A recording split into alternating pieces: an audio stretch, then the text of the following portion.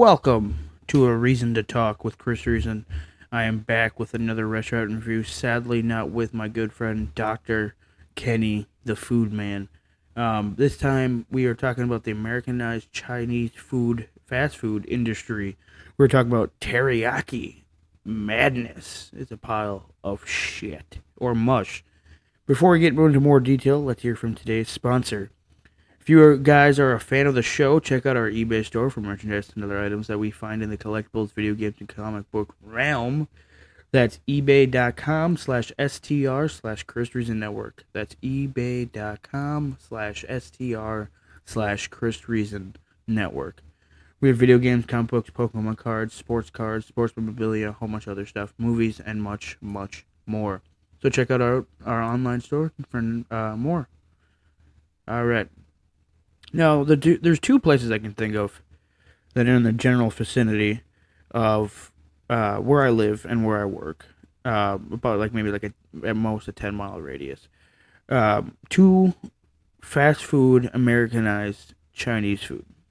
Two that I can think of are Panda Express and Teriyaki Madness. On a previous day that I worked, my coworker and I decided to try Teriyaki Madness. They said they've had it before at a location in Brookfield, Wisconsin, something around that area. This time it's in Menominee Falls, Germantown, per se. We wanted to get there to see how it is because there's a new location up. It's like down the street. I'm not 100% on what my coworker had ordered, but I had ordered grilled steak teriyaki, orange chicken, and fried rice.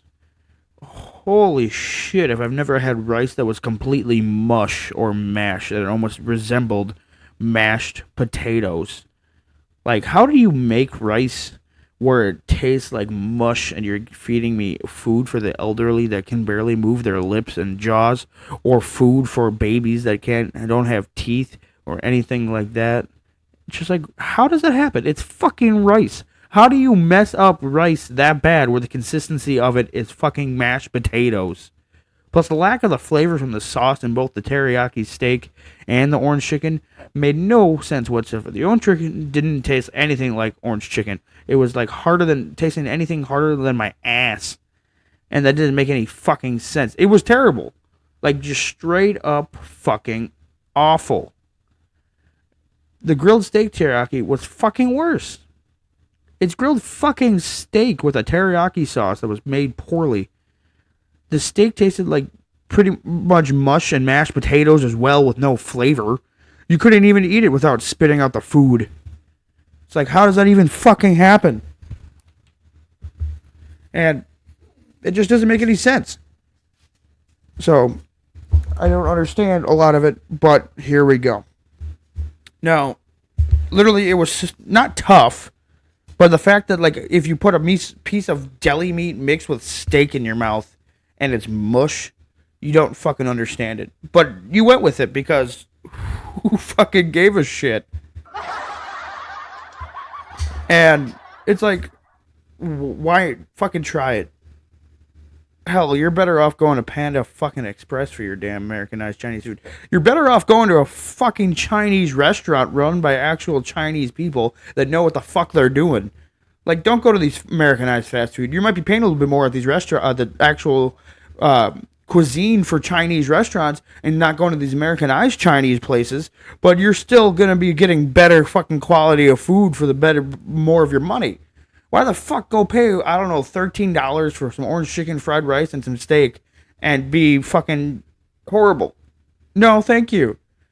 I'd rather fucking go eat a piece of dog shit and be a lot better. So, like, who came up with this plan? It doesn't even make any fucking sense. And there's a whole bunch of other stuff that you could probably better off going to a different fucking restaurant and getting the same quality of fucking food for better taste and better money. Or, sorry, better quality food, not the same quality. But who cares? Like, that doesn't make any fucking sense. How do you fuck shit up when you're beating the steak to a bloody pulp where it's mush? Like, you literally take a bite into it and you're like, what the fuck is this? Is this even food? Like, how does it even fucking happen? No, we're going to go to one more restaurant here that's going to be better for your money. It's like reasonable money, you're going to get full, you're going to get actually good tasting quality products, and you're going to notice, if you're a sub fan, you're going to look up the original Suburpia, Suburpia.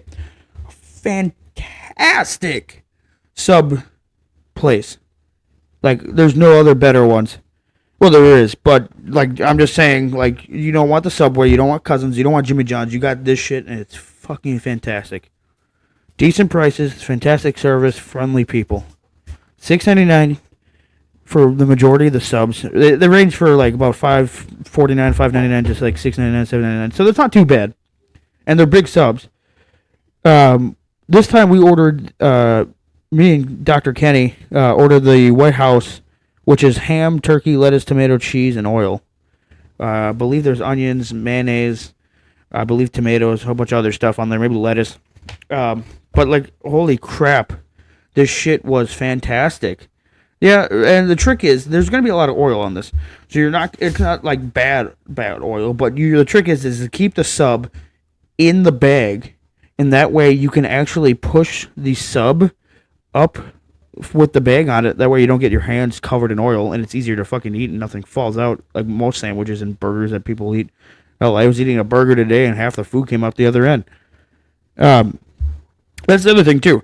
They don't use a regular paper wrap like you will see at a Cousins, like the thick paper, or at a Subway where they wrap it like twice with paper, or any other style sub place like that, and they use a bag, and it works. You just push it up, and it's fantastic. Literally, there's no other. I have no other good word. It's great words.